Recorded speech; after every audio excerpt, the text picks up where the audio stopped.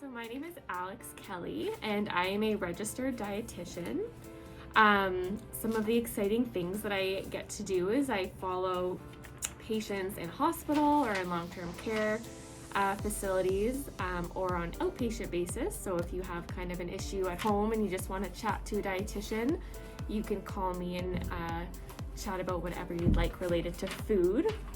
So I do a lot of educating on kind of what foods we should be eating, how much of those foods we should be eating, what foods, what kind of healthy things are in foods that you want to make sure you're eating, especially for your age, for adequate growth, so you get as tall as you can be and as healthy as you can be. I make sure that people are staying a healthy weight so they're not losing too much weight, especially in long-term care. So really lots of different aspects to the job. There's lots of other different roles that dietitians play, such as in the ICU or surgical units where you might be doing a lot more tube feeding. I see some people with eating disorders, which is another love of mine within this role. In terms of what I like about my job, I like being able to have the continuity of care, which means following patients over a long period of time versus just kind of a one-off, seeing someone and then never seeing them again. And I do really enjoy my job. I have currently applied to medical school, so that's something I would like to do. But in terms of job satisfaction as a dietitian, if I had to do this for the rest of my life, I would be very happy doing that. It's a 4-year Bachelor of Science degree in university with a 1-year internship. So that's how you become a registered dietitian. So yeah, if you work hard during school and in university, and you love food and all that kind of stuff, you should look into being a dietitian.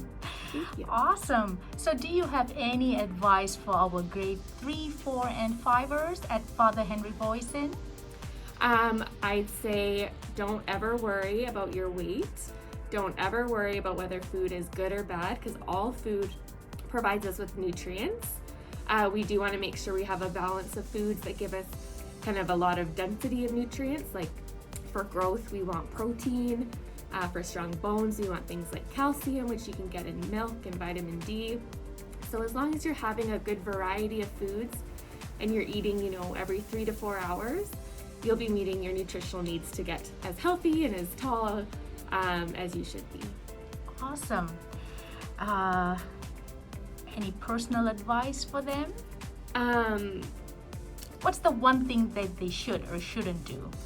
I would unfollow anyone on social media that is promoting diet culture. The one thing I want you all to know at this kind of age, when you start kind of being more aware of your body and your kind of what you look like and all that stuff, is that diet culture is really toxic. And to promote like a really healthy body positive atmosphere at your school and amongst your friends is kind of like the best recommendation that I can give. Awesome. Yeah. Thank you so much, Kelly. You're welcome. I'm the physiotherapist here at Northcott, and so I guess my job is to, first of all, meet all the new residents when they come in, and I do an assessment of the residents. And what I'm looking for primarily is their ability to move around. Do they walk? Do they need a walker? Do they use a wheelchair? This kind of thing. So how do they get around? And then if they have any troubles with pain or stiffness or anything like that, so if they have back pain or knee pain or shoulder pain, I'll take a look at that and see if there's anything that we can do to help them to address that. Oh, awesome. So you work a lot with seniors. Yes, here at the nursing home, pretty much everybody is over 65. Awesome. So as a physiotherapist, do most physiotherapists only work with the older adults? Physiotherapy is a pretty broad-based kind of occupation. There's a lot of different areas that people can work in. One of the ones that people are most familiar with probably is sports physiotherapy. Physiotherapy working with athletic teams and that kind of thing. And then it's a similar kind of work though, in that we take a look at mobility and strength and just how well somebody's able to do the tasks that they need to do, whether it's for a sport or a job or just for their everyday activities. Awesome. So what is different between a physiotherapist and an occupational therapist? Ooh, that's a good question. In a lot of cases, there is a lot of overlap. Like a lot of what I do here actually kind of falls into what the realm of an occupational therapist might do. And similarly, if there was an OT here, they would do a lot of the things that I do. So there is overlap. But I guess a really basic way to look at it, excuse me, my mask is falling down, is that a physiotherapist will work with somebody to try to help them to regain strength and movement and function, and try to get them to the highest level they possibly can. And an occupational therapist would then work with that individual to help them to adapt to the residual problems or the problems that were left over. You know, maybe they still weren't able to fully move their arm, or they still weren't able to walk well, and so they help them to kind of deal with the after effects. That's a broad sense of it. Awesome. So, what is it that you like about your job, Slade? I get a chance to help a lot of people.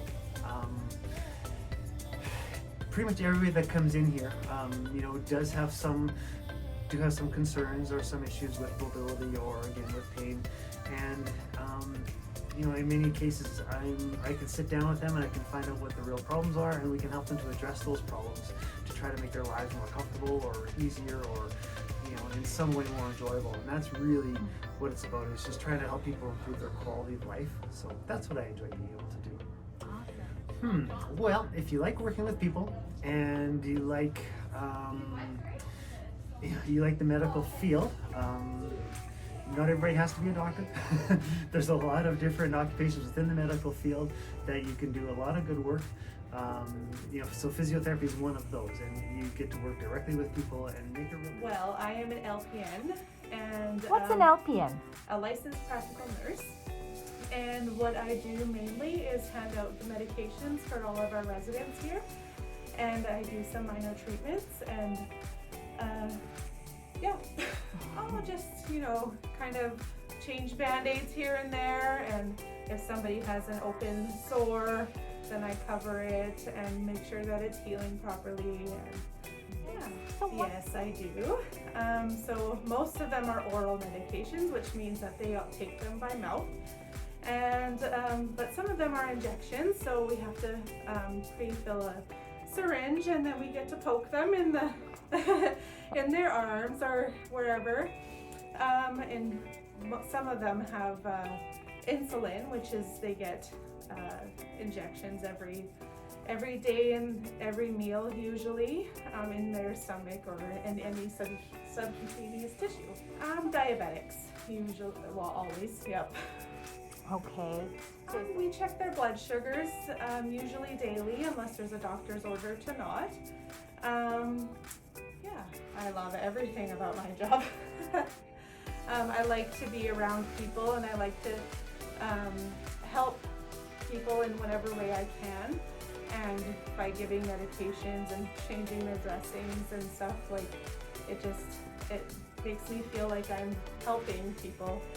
And I'm thinking maybe to upgrade to an RN eventually down the road, but we'll see. Hi, I'm Brenda. I am a healthcare aide, and a healthcare aide, we help with residents, and it is my job to help get residents up, and I'll say, good morning, it is good to have you, and we're going to get you ready for breakfast. And it's nice to have a good approach to the resident, because who wants to get up with a blanket pulled off? So, okay, the residents that I take care of, they're seniors, and what I do is I'll take care of these, and they could be my parents' age or grandparents' age. I even took care of one lady who was 104 years old, and Wow! it was incredible. I really loved her. I believe in Jesus, and he came to earth. He served people. He loved them. He healed them. And I felt, what better job is this, because Jesus is my example, and I want to serve like him, and I want to love like him, and this is a perfect place to do it. And I can give those residents love. I can give them a hug when they need it. I can talk to them. And then after the morning, after I get them up, we take them to the dining room. So there's breakfast and lunchtime in my shift, and I will help feed residents, because some residents, they're not able to feed themselves. I love doing this because it's so nice to touch. It's my mission. I love to reach out to these people, and it gives me lots of joy to help. The float helps with giving showers or baths. And we're in a shower room, and there's different kinds of chairs. This is a nice one because it will tip back so the person will be laying, and then you can give them a good wash. And then there's these smaller chairs for tiny people. They can sit on it, and it's also an easy way to transfer them. And we will close the curtain, and we'll get the temperature, the right temperature here. On here, let's see. See, you can see it's blue. That means it's cold, and you want it to be green. Green means like go, it's safe. And it can also be red, and red means it's too hot.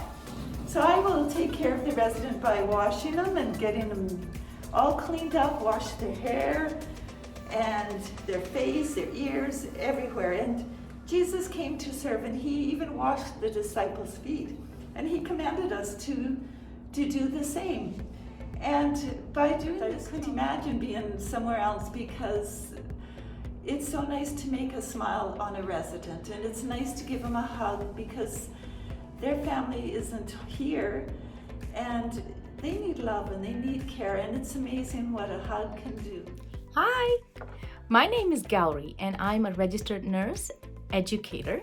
So I do everything a registered nurse would do, but I teach on top of that.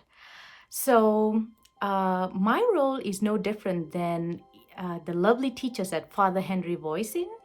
And so some of the things that I teach is how to take care of residents, how to bathe them, and I also give them medications. I assess them when they first come to the facility. If they complain that they're in pain, so I go and check them out. Make sure that they're getting the right medication. And if they're not, then I would call their doctor and communicate that. Because some of our residents, they're incapable of doing that. They cannot talk for themselves, so they need an advocate. So I represent them, and I speak to the doctor and see how I can help them. So meet my friend Oscar. Oscar helps me in many ways. Oscar's actually a dummy, but I use Oscar when I'm teaching. So before nurses go on the floor and actually help our residents, I demonstrate certain techniques, such as how to bathe them properly. So I use Oscar. So you see how Oscar is very helpful. So registered nurses work in a variety of settings. We work in nursing homes, at the hospitals, in care homes, supportive living, even at schools. You may see a nurse at your school giving vaccinations. So you see, you get to work in different settings depending on what area you like. Being a registered nurse gives me a lot of satisfaction because I get to help people, You feel good when someone else feels good because of you. And, as registered nurses, we do make a huge difference in people's lives. Another thing that registered nurses do is that we collaborate. We work with other healthcare professionals. You saw and heard Slade, who's the physiotherapist, Alex, the dietitian, Brenda, the healthcare aide, and many other healthcare professionals here. We work with them. Registered nurses work closely with them to make sure that the residents who come here are comfortable, safe, and healthy. Jesus taught us something very important, and that is human service. When you make other human beings happy, you make God happy. So healthcare is definitely a path set on making God happy, because all we do is service human beings. So I wish you all the best, and I would like to thank all the wonderful, dedicated teachers and students at Father Henri Voisin for making our community and society a great place to live. Thank you.